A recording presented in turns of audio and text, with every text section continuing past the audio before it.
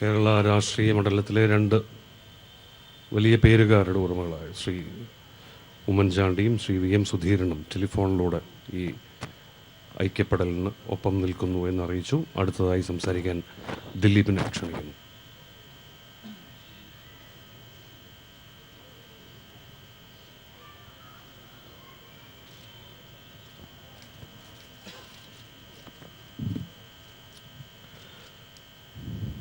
പ്രിയമുള്ളവരെ, ഇന്നലെ രാവിലെ ആൻഡോ വിളിച്ചു പറയുമ്പോഴാണ് വളരെ ഷോക്കിംഗ് ആയിട്ടുള്ള ഈ വാർത്ത അറിയുകയും ഞാനപ്പോൾ തന്നെ ലാലേട്ടനും അതുപോലെ ആണ് നമ്മുടെ എൻ്റെ കൂടെ ഏറ്റവും അധികം സിനിമ ചെയ്തിട്ടുള്ള ഒരു കുട്ടി കൂടിയാണ്. ശരിക്കും പറഞ്ഞാൽ നമ്മൾ ഉടനെ നമ്മുടെ വീടിൻ്റെ അകത്തേക്ക് തന്നെയാണ് നോക്കിപ്പോകുന്നത്.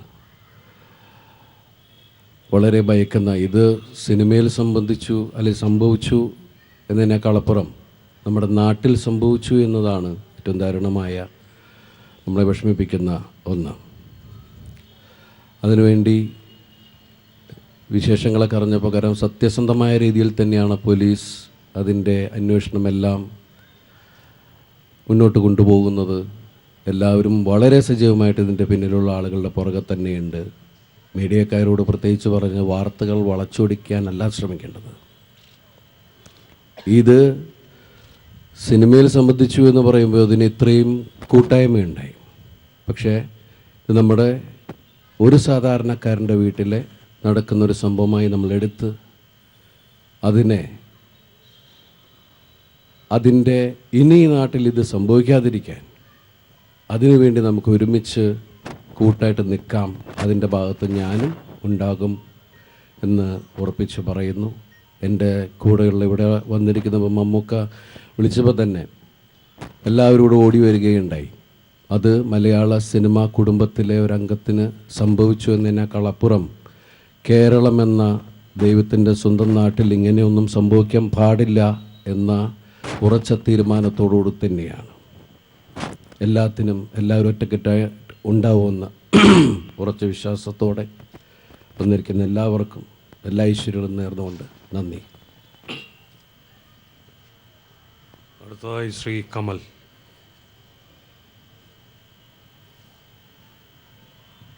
പ്രിയ സഹപ്രവർത്തകരെ, സുഹൃത്തുക്കളെ, ഇവിടെ എല്ലാവരും സൂചിപ്പിച്ച പോലെ തന്നെ നമ്മുടെ സഹപ്രവർത്തകയ്ക്ക്, നമ്മുടെ പ്രിയപ്പെട്ട കൂട്ടുകാരിക്ക് സംഭവിച്ച ഈ സങ്കടകരമായ അവസ്ഥയ്ക്ക് സത്യത്തിൽ മമ്മൂക്ക പറഞ്ഞതാണ് ശരി. ഇത് പ്രതിരോധത്തിൻ്റെ പ്രതീകം ആണ് നമ്മുടെ പ്രിയപ്പെട്ട സഹോദരി എന്ന് പറയുമ്പോൾ അത് ചലച്ചിത്ര രംഗത്തോ കലാരംഗത്തോ മാത്രമായിട്ട് ഒതുങ്ങുന്നില്ല. നമ്മുടെ ഇന്ത്യ മഹാരാജ്യത്തിലുള്ള എല്ലാ സ്ത്രീകളെക്കുറിച്ചും നമുക്ക് ഈ പ്രതീകം എന്ന് പറയേണ്ടി വരും. പലപ്പോഴും ചെറുത്ത് നിൽക്കാൻ കഴിയാതെ, അതല്ലെങ്കിൽ പ്രതികരിക്കാൻ കഴിയാതെ വല്ലാതെ തകർന്നു പോകുന്ന ഒരുപാട് സഹോദരിമാരെ നമ്മൾ കണ്ടിട്ടുണ്ട്. ഇവിടെ നമ്മുടെ സഹപ്രവർത്തക ധൈര്യപൂർവ്വം എനിക്ക് സംഭവിച്ചത് എന്താണെന്ന് മറ്റുള്ള സുഹൃത്തുക്കളോടും സഹപ്രവർത്തകരോടും പറയാൻ ധൈര്യം കാണിച്ചു. അതിൻ്റെ ഭാഗമായിട്ട് തന്നെയാണ് തീർച്ചയായും നമ്മളൊക്കെ തന്നെ ഇത്രയും വലിയൊരു പ്രതിരോധം തീർത്ത് ഇവിടെ ഇന്ന് ഒരു കൂട്ടായ്മ തീർത്തിട്ടുള്ളത്. തീർച്ചയായും ഇതൊരു വലിയ പാഠമാണ്. നമ്മൾ പൊതുവെ കേരളത്തിനെ കുറിച്ച് പറയാറുണ്ട്, ഇതൊന്നും കേരളത്തിൽ സംഭവിക്കില്ല, ഇങ്ങനെയൊന്നും കേരളത്തിൽ നടക്കില്ല. ഈ കാര്യം മാത്രമല്ല, എന്ത് കാര്യങ്ങളെക്കുറിച്ച് സംഭവിച്ചാലും അത് മറ്റെവിടെയോ നടക്കുന്നതാണ്, കേരളത്തിൽ ഇതൊന്നും സംഭവിക്കില്ല എന്നുള്ള മലയാളിയുടെ ഒരു ധാർഷ്ട്യത്തിന് കിട്ടിയ ഒരടിയാണ് എന്നാണ് ഞാൻ വിശ്വസിക്കുന്നത്. അതുകൊണ്ട് തന്നെയാണ് ഇതൊരു പ്രതീകമാണെന്ന് പറയുന്നത് വളരെ ശരിയാണെന്ന് തോന്നുന്നത്. മഞ്ജുവിടെ പറഞ്ഞു രോഷം എന്ന് പറയുന്നത്, അതൊരു മുഴുവൻ സ്ത്രീകളുടെയും ശബ്ദമാണത്. ഇവിടെ ഇരിക്കുന്ന നമ്മുടെ സഹപ്രവർത്തകരായിട്ടുള്ള ഒരുപാട് സ്ത്രീകളുടെയും കേരളത്തിലും ഇന്ത്യയിലുള്ള മുഴുവൻ സ്ത്രീകളുടെയും പെൺകുട്ടികളുടെയൊക്കെയും ശബ്ദം തന്നെയാണ് ആ രോഷം എന്നാണ് ഞാൻ മനസ്സിലാക്കുന്നത്. കാരണം നമുക്കറിയാം, നമ്മുടെ സഹോദരിമാരെല്ലാം ഇപ്പോൾ ജോലി ഇടങ്ങളിൽ നിന്നെല്ലാം രാത്രി കാലങ്ങളിൽ ഒറ്റയ്ക്ക് സഞ്ചരിക്കാൻ ധൈര്യം കാണിച്ചുകൊണ്ടിരിക്കുന്ന ഒരു കാലഘട്ടത്തിലാണ് ഇത്രയും വലിയൊരു ദുരന്തം ഉണ്ടാകുന്നത്. ഒറ്റയ്ക്ക് യാത്ര ചെയ്യുന്ന ഒരുപാട് സഹോദരിമാരെ നമുക്ക് കാണാം. സൗമ്യയുടെ സംഭവം നമുക്ക് മറക്കാറായിട്ടില്ല. അപ്പോൾ അന്ന് തന്നെ നമ്മളെല്ലാവരും തീരുമാനിച്ചാണ് ഇത് കേരളത്തിൽ സംഭവിക്കുന്നത്. ഇത്തരം ദുരന്തങ്ങൾ സൗമ്യമാരും അതുപോലുള്ള ഇപ്പോൾ നമ്മുടെ സഹപ്രവർത്തകരൊക്കെ ഉണ്ടാകുന്നു എന്ന് പറയുന്നത് കേരളം ലജ്ജിക്കേണ്ടത് തന്നെയാണ് എന്ന് എനിക്ക് പറയാവുന്നത്. അതിന് നമ്മളെല്ലാവരും, എല്ലാ മലയാളികളും അതിന് കുറ്റക്കാരാണെന്നാണ് ഞാൻ മനസ്സിലാക്കുന്നത്. അല്ലാതെ ഈ ക്രിമിനൽ കുറ്റം ചെയ്തവർ മാത്രമാണെന്ന് നമുക്കതിനെ ഒതുക്കി കാണാൻ കഴിയില്ല. അതുപോലെ ചലച്ചിത്ര രംഗത്തുള്ള നമ്മൾ സഹപ്രവർത്തകരെല്ലാം ശ്രദ്ധിക്കേണ്ട ഒരു കാര്യം, നമുക്കിടയിൽ ക്രിമിനൽ വൽക്കരണം നടന്നുകൊണ്ടിരിക്കുന്നു എന്നുള്ള സൂചനയാണ്. ഇതുവരെ നമ്മളെല്ലാം ചലച്ചിത്ര രംഗത്തുള്ളവരെല്ലാവരും അഹങ്കരിച്ചൊരു കാര്യമുണ്ട്. നമ്മളെല്ലാം സുഹൃത്തുക്കളെ പോലെയാണ്, നമ്മളെല്ലാം അത്രമാത്രം സ്നേഹത്തിലും സൗഹൃദത്തിലും കഴിയുന്നവരാണ്. നമുക്കിടയിൽ ഇത്തരം ക്രിമിനലുകൾ നുഴഞ്ഞു കയറാനുള്ള യാതൊരു സാധ്യതയുമില്ലെന്ന്. പക്ഷേ അതുണ്ടായിക്കൊണ്ടിരിക്കുന്നു എന്നുള്ളത് നമുക്ക് തരുന്നൊരു ആപൽ സൂചന തന്നെയാണ്. അപ്പോൾ അത് മുഴുവൻ മലയാളികൾക്കും ചലച്ചിത്ര രംഗത്തും കലാരംഗത്തും പ്രവർത്തിക്കുന്ന എല്ലാ സഹോദരിമാർക്കും ഒരു പ്രതിരോധമായി ഈ കൂട്ടായ്മയും ഇനി തുടർന്നുള്ള നാളുകളും മാറട്ടെ എന്ന് മാത്രം പറയുകയാണ്. തീർച്ചയായും നമ്മുടെ പ്രിയപ്പെട്ട സഹോദരിക്ക്, പ്രത്യേകിച്ചും നമ്മൾ മറ്റ് പല സഹപ്രവർത്തകരെക്കാളും കൂടുതൽ നമ്മളോട് അടുപ്പം കാണിക്കുന്ന ഒരു സഹപ്രവർത്തക എന്നുള്ള രീതിയിൽ അവർക്ക് ഒരിക്കലും സംഭവിക്കാൻ പാടില്ലാത്ത ഈ വേദനയ്ക്ക് ഐക്യപ്പെട്ടുകൊണ്ട് ഐക്യദാർഢ്യം പ്രഖ്യാപിച്ചുകൊണ്ട് നിർത്തുന്നു. നമസ്കാരം. ശ്രീമതി KPSC ലളിത.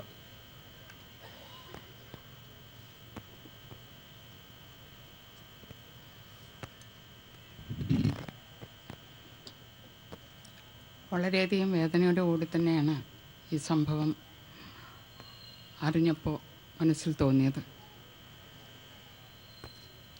100 വർഷമായി മലയാള സിനിമ അല്ലെങ്കിൽ സിനിമാ ലോകം ഉണ്ടായിട്ട് ഇത്രയും കാലമായിട്ടും ഇങ്ങനെ ഒരു നടിക്ക് അല്ലെങ്കിൽ ഒരു കുട്ടിക്ക്, ഒരു പെൺകുട്ടിക്ക് ഇങ്ങനൊരു സംഭവം ഇതുവരെ ഉണ്ടായതായി കേട്ടിട്ടില്ല. സത്യത്തിൽ ഇതിൻ്റെ വേറെ ഒന്നുമല്ല, അന്നത്തെ ദിവസം അവളുടെ മനസ്ഥിതി എന്തായിരുന്നു എന്നുള്ളതാണ് എനിക്ക് ചിന്തിക്കാൻ പോലും പറ്റുന്നില്ല.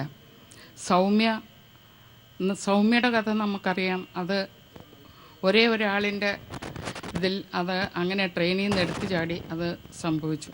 ഇവൾ എന്ത് ധൈര്യത്തിൽ ഇത്രയും പിടിച്ചു നിന്നു എന്നുള്ളത് ഓർക്കുമ്പോൾ എന്തുമാത്രം മനക്കട്ടിയുള്ള ഒരു കുട്ടിയാണ് നമ്മുടെ ഇത് സംഭവിച്ചത് എന്ന് വളരെയധികം ചിന്തിക്കേണ്ടിയിരിക്കുന്നു.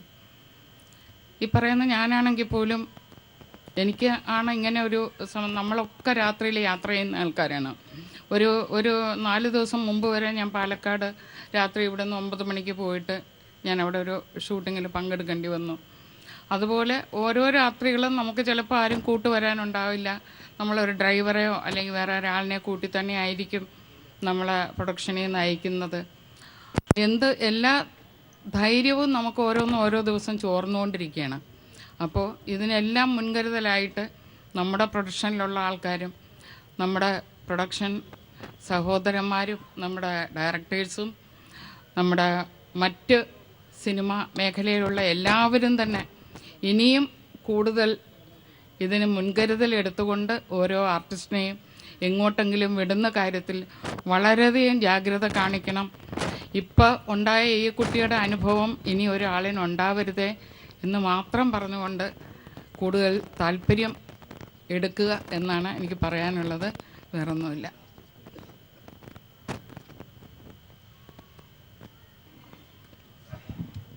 ശ്രീ സിയാദ് കോക്കർ.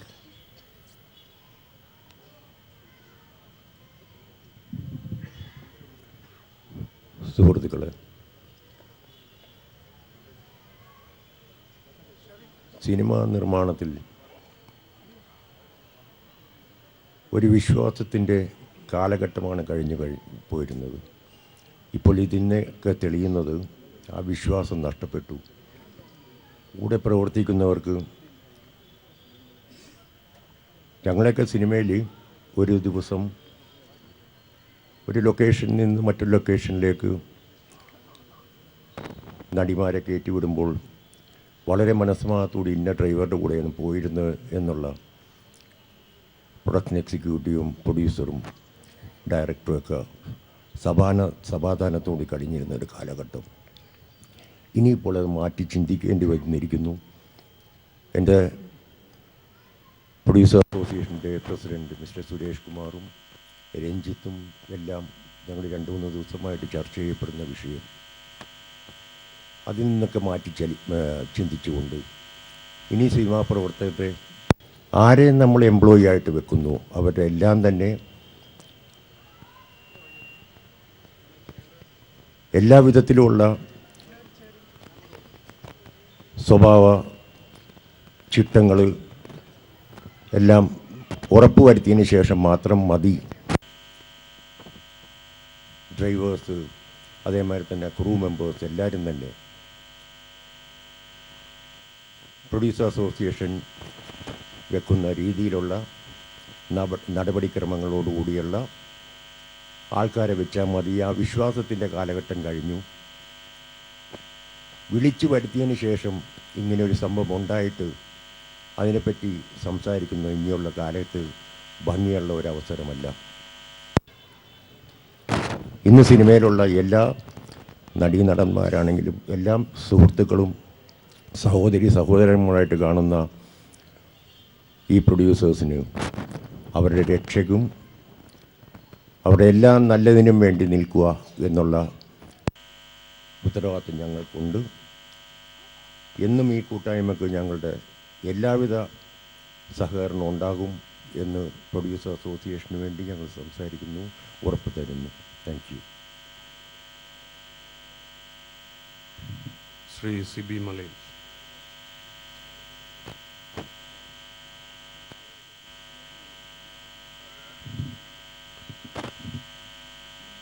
ഏറെ ഞെട്ടിപ്പിക്കുന്ന, ആശങ്കപ്പെടുത്തുന്ന, നൊമ്പരപ്പെടുത്തുന്ന ഒരു വാർത്തയുമായിട്ടാണ് ഇന്നലെ നേരം പുലർന്നത്. ഈ കൊച്ചി നഗരത്തിൻ്റെ തെരുവുകളിലാണ് നമ്മുടെ പ്രിയപ്പെട്ട സഹോദരി ആ ദുരന്തത്തിന് ഇരയായത്. ഞാൻ ആലോചിച്ചത് ആ മണിക്കൂറുകളിൽ ആ പെൺകുട്ടി കടന്നുപോയ മാനസികാവസ്ഥയെക്കുറിച്ചാണ്. ഈ 4-5 നരാധനന്മാരുടെ പീഡനങ്ങൾ ഏറ്റുവാങ്ങിക്കൊണ്ട് ഏതൊരു മാനസികാവസ്ഥയിലായിരിക്കും ആ പെൺകുട്ടി കടന്നുപോയതെന്ന് എന്നെ പെട്ടെന്ന് ചിന്തിപ്പിക്കുന്നത് എൻ്റെ ഒരു സഹോദരിക്ക്, എൻ്റെ ഒരു മകൾക്ക്, അല്ലെങ്കിൽ നമ്മളിൽ ഓരോരുത്തർക്കും ഇന്നല്ലെങ്കിൽ നാളെ സംഭവിക്കുവാൻ സാധ്യതയുള്ളൊരു സാഹചര്യത്തിൽ കൂടിയാണ് ഇന്ന് കേരളത്തിലെ, ഇന്ത്യയിലെ സ്ത്രീജനങ്ങൾ കടന്നു പോകുന്നത്. ഇതൊരു ഒറ്റപ്പെട്ട സംഭവമായിട്ട് മാത്രം നോക്കിക്കാണേണ്ടത് ശരിയല്ല എന്നാണ് എനിക്ക് പറയാനുള്ളത്. ഇത് ചലച്ചിത്ര രംഗത്തുള്ള ഒരു അഭിനേത്രിക്ക് സംഭവിച്ചതുകൊണ്ട് ഇത്രയധികം വാർത്താ പ്രാധാന്യം നേടി. ഇത്തരത്തിൽ വാർത്തകളിലേക്ക് എത്തിപ്പെടാത്ത, തുറന്ന് പറയപ്പെടാത്ത എത്രയോ സംഭവങ്ങൾ നമ്മുടെ നാട്ടിൽ സംഭവിക്കുന്നുണ്ട്. ഈ സംഭവം പോലും ആ പെൺകുട്ടി നേരെ കടന്നു ചെന്നത് ശ്രീലാലിനെ പോലെ മലയാളത്തിലെ മുതിർന്ന ഒരു ചലച്ചിത്ര പ്രവർത്തകൻ്റെ അരികിലേക്കായതുകൊണ്ട് അവരും മറ്റു ചലച്ചിത്ര പ്രവർത്തകരും കൊടുത്ത ഒരു ധൈര്യത്തിൻ്റെ പിൻബലത്തിലാണ് ഇതൊരു പോലീസിൻ്റെ ശ്രദ്ധയിലേക്ക്, അധികാരികളുടെ ശ്രദ്ധയിലേക്ക്, പൊതുജന ശ്രദ്ധയിലേക്കൊക്കെ എത്തിയത്. ഇത്തരത്തിൽ അറിയപ്പെടാതെ പോകുന്ന എത്രയോ പെൺകുട്ടികൾ ഭയം കൊണ്ട്, മാനഭയം കൊണ്ട് ഒക്കെയും ഇത് ഒതുക്കി തീർന്ന്, അല്ലെങ്കിൽ ആരോടും പറയാതെ സ്വന്തം ഉള്ളിൽ ഒതുക്കി അതിൻ്റെ ദീർഘകാലമായ ഒരു ദുരന്തമായി അവരുടെ ജീവിതത്തെ മുഴുവൻ പിൻപറ്റുന്ന ഒരു അനുഭവമായിട്ട് അവർ കൊണ്ടു നടക്കുന്നു എന്നുള്ളത് ഏറെ ചിന്തിപ്പിക്കുന്ന, ഏറെ വേദനിപ്പിക്കുന്ന ഒരു സംഭവമാണ്. ഇത് ഇനിയും സംഭവിക്കാതിരിക്കാൻ സിനിമാ രംഗത്തുള്ളവർക്ക് മാത്രമല്ല, കേരളത്തിൽ ഒരു പെൺകുട്ടിക്കും ഇങ്ങനെ ഇനി സംഭവിക്കാൻ പാടില്ല. അതിൻ്റെ ഒരു ഓർമ്മപ്പെടുത്തലാകട്ടെ ഇന്നത്തെ ഈ കൂട്ടായ്മ, ഈ കൂടിച്ചേരൽ. ഞങ്ങളുടെ പ്രിയ സഹപ്രവർത്തകയ്ക്ക് എല്ലാവിധ പിന്തുണയും എല്ലാവിധ ഐക്യദാർഢ്യവും പ്രഖ്യാപിച്ചുകൊണ്ട് നിർത്തുന്നു. നന്ദി. ശ്രീ ദേവൻ.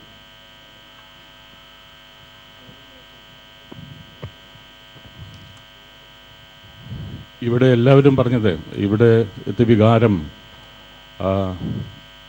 ഒരു ദുഃഖമാണ്, സങ്കടമാണ്, ഒരു അനുശോചനത്തിൻ്റെ ഒരു മൂഡാണ് ഇവിടെ. പക്ഷേ ഈ വാർത്ത ആദ്യം കേട്ട എനിക്ക് തോന്നിയത് ദുഃഖമല്ല, സങ്കടമല്ല, രോഷമാണ്. മഞ്ജു പറഞ്ഞ പോലെ തന്നെ ദേഷ്യമാണ്. ഇവിടെ നമ്മളൊരു അനുശോചന യോഗത്തിന് വന്ന് ആ പെൺകുട്ടിയുടെ കാര്യങ്ങളെപ്പറ്റി ചർച്ച ചെയ്യുന്നതല്ല. നാളെ നമ്മൾക്ക് എന്ത് ചെയ്യാൻ കഴിയും, എന്താണ് ഇതിനൊരു പരിഹാരം? ഇവിടെ ഈ ഗുണ്ടാ സംസ്കാരത്തിനെതിരെ ഇവിടെ എന്ത് ചെയ്യാൻ കഴിയുമെന്നുള്ള ഒരു ചിന്ത നമുക്ക് വേണം. ആ ചിന്തയാണ് നമുക്കിവിടെ വേണ്ടത്. അല്ലാതെ നമ്മളെല്ലാം കൂടി അനുശോചിച്ച് ആ കുട്ടിയുടെ ഒരു അസുഖത്തിൽ എല്ലാവരും പറഞ്ഞത് ഇവിടെ ഭയങ്കരമായ സങ്കടമാണ്, ദുഃഖമാണ് എന്നൊക്കെയാണ്. എനിക്ക് ദുഃഖമല്ല, എനിക്ക് ദേഷ്യമാണ്, രോഷമാണ് എനിക്കുള്ളത്. ആ രോഷത്തിൻ്റെ പ്രകടനമാണിത്. ഇതൊരു പ്രതിഷേധം, പ്രതികാരമാവണം എന്ന് ഞാൻ പറയുന്നത്. ഇത് സിനിമക്കാരുടെ പ്രശ്നം മാത്രമല്ല. ഞാൻ ഇങ്ങോട്ട് വരുമ്പോൾ ഒരു സ്നേഹിതൻ എന്നോട് ചോദിച്ചു, അപ്പോൾ നിങ്ങളുടെ ഒരു ഒരു ഒരു നടിക്ക് പറ്റിയപ്പോഴാണ് നിങ്ങളെല്ലാവരും ഇറങ്ങുന്നത്. അതെ, എൻ്റെ സഹോദരിക്ക് പറ്റിയുകൊണ്ടാണ് ഞാൻ വന്നത്. ഇവിടെ എല്ലാവരും വന്നത് അതാണ് ഇവിടെ വന്നത്. ഈ സഹോദരിക്ക് പറ്റിയത് എൻ്റെ എന്ന് പറയും. ഞാൻ വളരെ സ്ട്രെസ് പറയുകയാണ്, എൻ്റെ സഹോദരിക്ക് പറ്റിയ ആ ഒരു ദുരവസ്ഥയ്ക്ക് നമ്മൾ പരിഹാരം കാണണം. അല്ലാതെ ദുഃഖം ആചരിക്കാൻ വന്നവരല്ല, അനുശോചനം രേഖപ്പെടുത്താൻ വന്നവരല്ല. ആ കുട്ടിക്ക് എന്ത് പറ്റി, ആ കുട്ടിയുടെ മാനസികാവസ്ഥ, അതല്ല ഇവിടുത്തെ ഇഷ്യൂ. നമ്മൾ എന്ത് ചെയ്യും, നമ്മുടെ സഹോദരിമാർ ഇവിടെ എന്ത് ചെയ്യണം? അതിന് ഇവിടെ പോലീസുണ്ട്, സർക്കാരുണ്ട്, എല്ലാവരും ഉണ്ട്. പക്ഷേ എന്തുകൊണ്ട് അവർക്കൊന്നും സാധിക്കുന്നില്ല? പോലീസ് ഒരു ഫോഴ്സാണ്. ഇപ്പോൾ നമ്മുടെ അയൽ സംസ്ഥാനത്ത് ജയലളിതയുടെ ഭരണകാലത്ത് ഈ ഗുണ്ടായിസം അവസാനിപ്പിച്ചു. അവിടെ വളരെ ഓപ്പണായിട്ട് അവർ പറഞ്ഞു, അന്ന് പോലീസ് കമ്മീഷനായ വിജയകുമാറാണ്, വീരപ്പനെ കൊന്ന വിജയകുമാർ. അദ്ദേഹത്തിൻ്റെ നേതൃത്വത്തിൽ ഒരു പോലീസ് ഫോഴ്സിന് തന്നെ ഉത്തരവാദിത്തപ്പെട്ട ഒരു കാര്യം ഏൽപ്പിക്കും. അവിടെ 7 ഗുണ്ടകളെ പട്ടാപ്പകൽ വെടിവെച്ച് കൊന്നു എൻകൗണ്ടറിൽ. അതേപോലത്തെ കേരളത്തിൽ അങ്ങനെ ഒരു സിസ്റ്റം ഉണ്ടായാൽ മാത്രമേ പറ്റൂ. നമ്മൾ ഒരു ഭയങ്കരമായ പിന്നെ സിമ്പതി ചെയ്തുകൊണ്ടോ അല്ലെങ്കിൽ അയ്യോ കഷ്ടമായി പോയി എന്ത് ചെയ്യാൻ പറ്റുന്നില്ലല്ല. എന്ത് ചെയ്യണം, we have to do that. അതല്ലാതെ നമ്മൾ വന്ന് ഇവിടെ അയ്യോ കഷ്ടമായി പോയി, ആ കുട്ടിയുടെ മാനസിക സ്ഥിതി വലിയ കഷ്ടമായി പോയി, എന്ത് ചെയ്യാം, അതല്ല നമുക്ക് ആവശ്യം. നാളെ എന്ത് ചെയ്യണം? ഈ പോലീസ് ഫോഴ്സ് എന്ന് പറയുന്നത് ഒരു ഫോഴ്സാണ്. അവർക്ക് ഗൺ കൊടുക്കണം, തോക്ക് അവർ എല്ലാവർക്കും കൊടുക്കണം. അല്ലാതെ ഈ CCTV എല്ലാ സ്ഥലങ്ങളിലും വെച്ചിട്ട് എന്തോ പ്രയോജനം? ഈ സംഭവം നടന്നതിന് ശേഷം നമുക്ക് CCTV ഇട്ട് കണ്ടിട്ട് എന്ത് പ്രയോജനമാണ് ഇവിടെ? ആ സമയത്ത് അവിടെ പോലീസുകാരുടെ സാന്നിധ്യം വേണം. അയൽ സംസ്ഥാനങ്ങളിൽ ഓരോ ജംഗ്ഷനിലും ഓരോ ജീപ്പ് വെച്ചിട്ട് ഓരോ SIയും 4 പിന്നെ കോൺസ്റ്റബിൾസും ഉണ്ടാവും വിത്ത് ഗൺ. അല്ലാതെ നമ്മൾ CCTV കണ്ടിട്ട് ആരാണ്, എന്താണ് നമ്പർ, ആരാണ് ആക്രമിച്ചത്, അതെല്ലാം നമ്മൾ ചിന്തിക്കേണ്ടത്. അവിടെ പോലീസിൻ്റെ ഫോഴ്സ് വേണം. പോലീസിൻ്റെ ഫോഴ്സ് കൂട്ടണം, അവരുടെ അംഗസംഖ്യ കൂട്ടണം.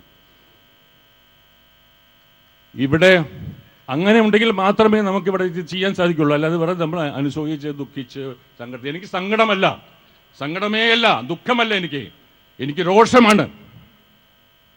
നാളെ ഈ ഒരു പ്രതിഷേധം ഒരു പ്രതികാരമായിട്ട് മാറുന്നതിന് മുമ്പേ this is a warning to the government, warning to the police force.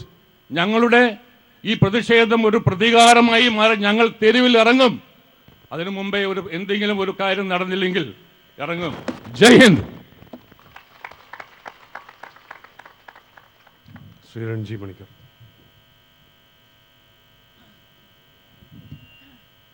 പ്രിയമുള്ളവരെ,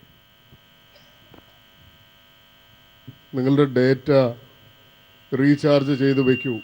ഏതു നിമിഷവും ഏറ്റവും പുതിയ വീഡിയോ ക്ലിപ്പിംഗ് നിങ്ങൾക്ക് പ്രതീക്ഷിക്കാം. ഇന്നലെ ഏറ്റവും പരിഷ്കൃതരെന്ന് അഭിമാനിക്കുന്ന നമ്മുടെ സമൂഹത്തിലെ ഏറ്റവും ഉന്നത തലത്തിലുള്ള ആളുകളുടെ ഒരു ഗ്രൂപ്പിൽ വന്ന മെസ്സേജാണിത്. ഏത് സംഭവത്തിനെയും ഈ നിലയ്ക്ക് കാണുന്ന തരത്തിൽ നമ്മുടെ സമൂഹം അധപ്പതിച്ചു പോയിരിക്കുന്നു എന്നതുകൊണ്ടാണ് ഇത്തരം സംഭവങ്ങൾ നമ്മളുടെ സംസ്ഥാനത്തിലും സംഭവിക്കാം എന്ന അവസ്ഥ ഉണ്ടാവുന്നത്. നമ്മൾ ഡൽഹിയിൽ സമാനമായ സംഭവം ഉണ്ടായപ്പോൾ നമ്മൾ വിചാരിച്ചു കേരളത്തിൽ ഇത് സംഭവിക്കുന്നില്ലല്ലോ.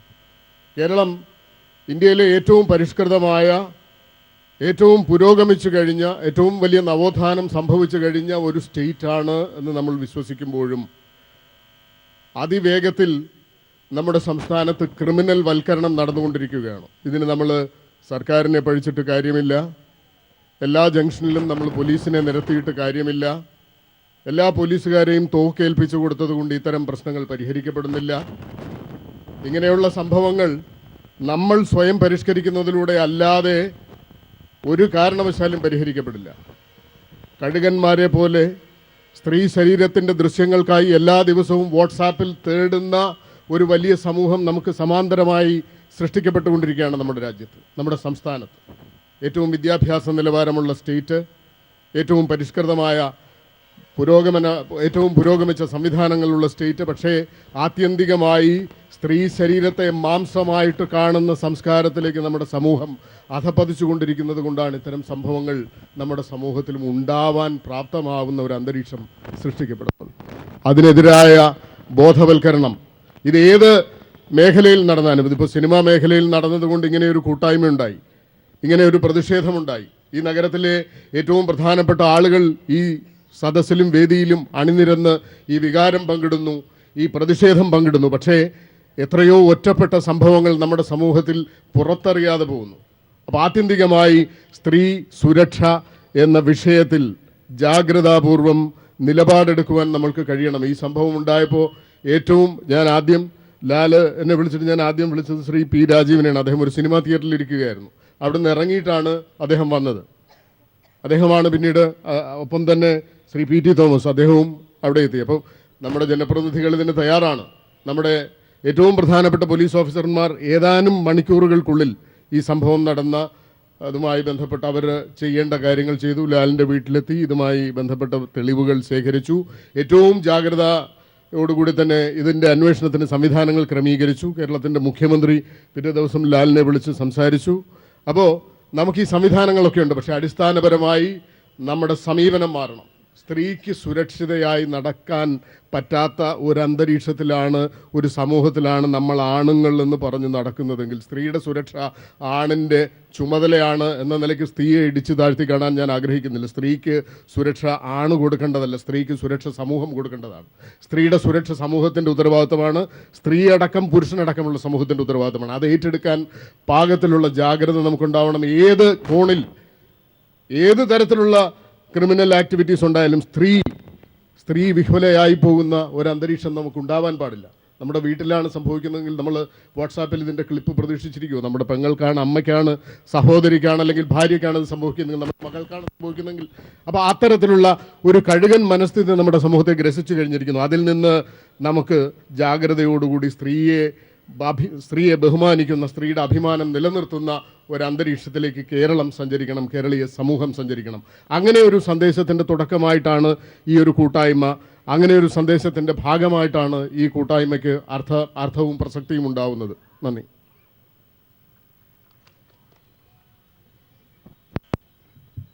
ആ രാത്രിയിൽ ആശ്രയത്തിനായി ഞങ്ങളുടെ സഹപ്രവർത്തക ഓടിച്ചെന്നത് ലാലിൻ്റെ വീട്ടിലേക്കാണ്. ലാലിനെ ക്ഷണിക്കുന്നു.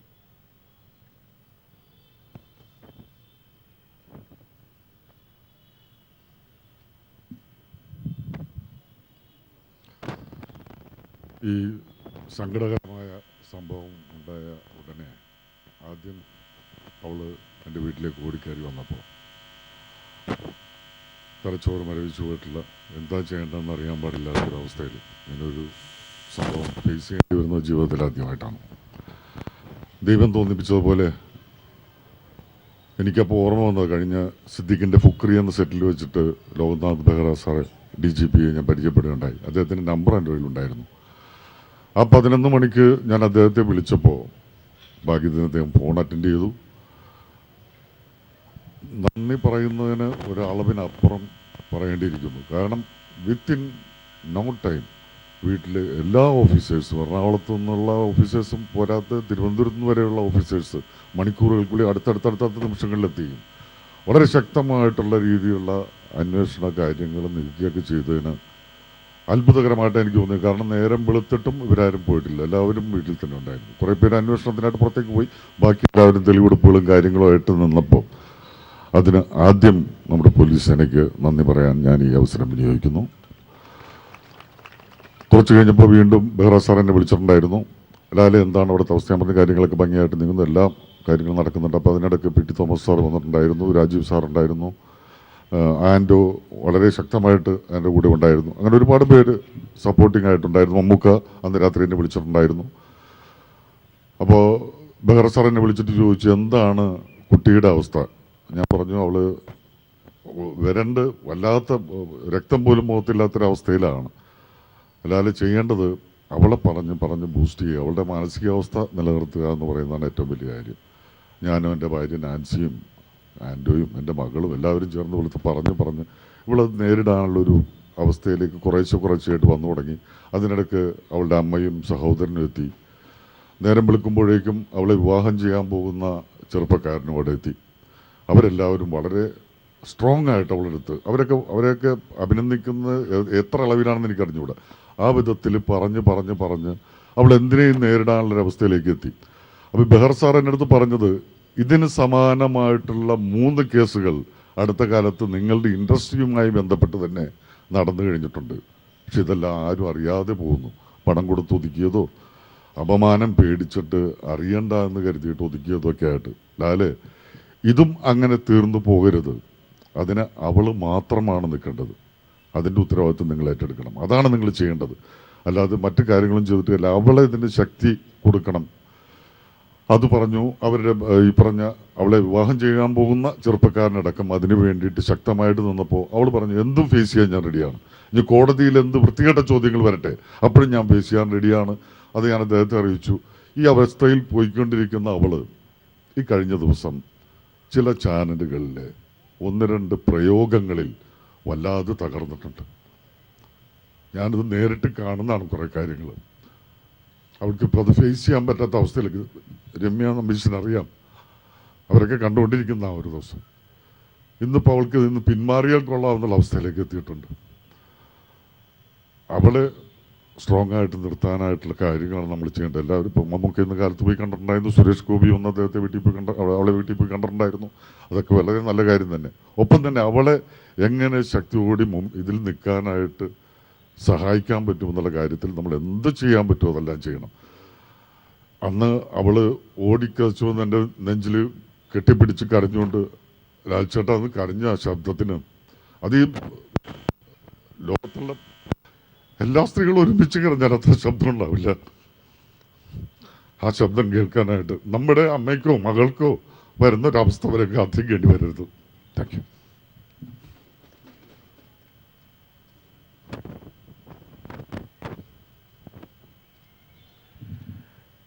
ഇനി ഇവിടെ ഈ ഒത്തുചേരലിൽ പലരും പങ്കുവച്ച വാക്കുകളുടെ ബഹുസ്വരതയെ ഒരു ശബ്ദമാക്കി നമ്മൾക്ക് ഉറക്കെ പറയാം. അതൊരു ഐക്യദാർഢ്യ പ്രതിജ്ഞയാണ്.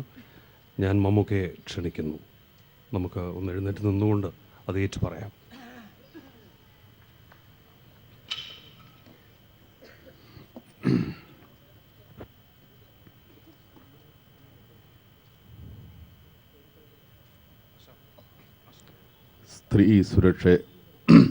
സ്ത്രീ സുരക്ഷിതയാണ് എന്ന് അഭിമാനിക്കാൻ കഴിയുന്ന ഒരു സമൂഹം നമുക്കിവിടെ സൃഷ്ടിച്ചേ തീരൂ.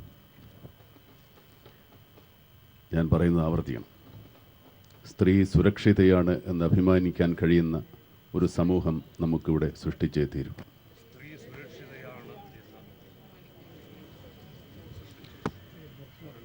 സ്ത്രീക്കെതിരെയുള്ള ഏത് അക്രമത്തെയും നേരിടാനും ചെറുക്കാനും ഓരോ പൗരനും ബാധ്യസ്ഥനാണ്. ഈ ഉത്തരവാദിത്തം കൂടുതൽ ജാഗ്രതയോടെ ഏറ്റെടുക്കുന്നതായി ഞാൻ ദൃഢപ്രതിജ്ഞ ചെയ്യുന്നു.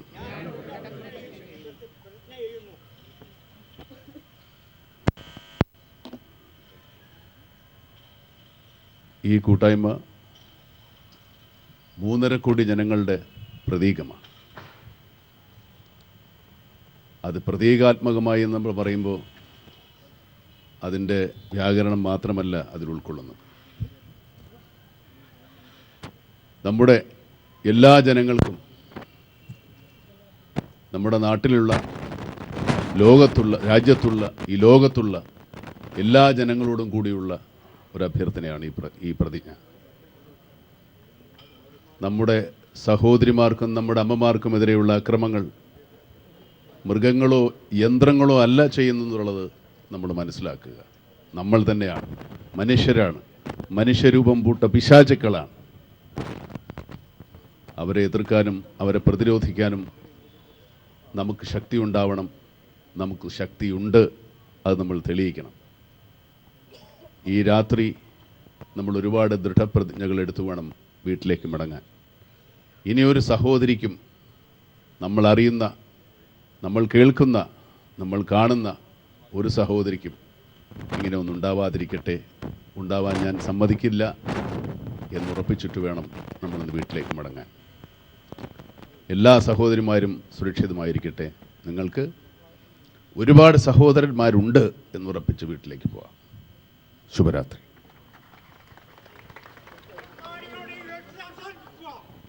ഈ കൂടിച്ചേരലിൻ്റെ സന്ധ്യ ഇവിടെ അവസാനിക്കുന്നു.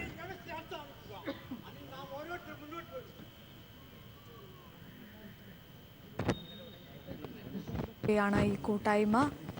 നീ തനിച്ചല്ല എന്ന് ഉറക്കെ പറഞ്ഞുകൊണ്ടാണ് ഈ ഒരു പിരിയുന്നത്. ഇനി ഈ ഒരു അവസ്ഥ ഒരു നടിക്ക് മാത്രമല്ല, ഒരു സ്ത്രീക്കും ഇനി ഈ ഒരു അവസ്ഥ ഉണ്ടാകരുത്. നിനക്കൊപ്പം ഒരുപാട് സഹോദരന്മാർ നിന്റെ പിന്തുണയ്ക്കായി നിനക്കൊപ്പമുണ്ട് എന്ന് ഉറക്കെ വിളിച്ചു പറയുകയാണ് ആ കൂട്ടായ്മ.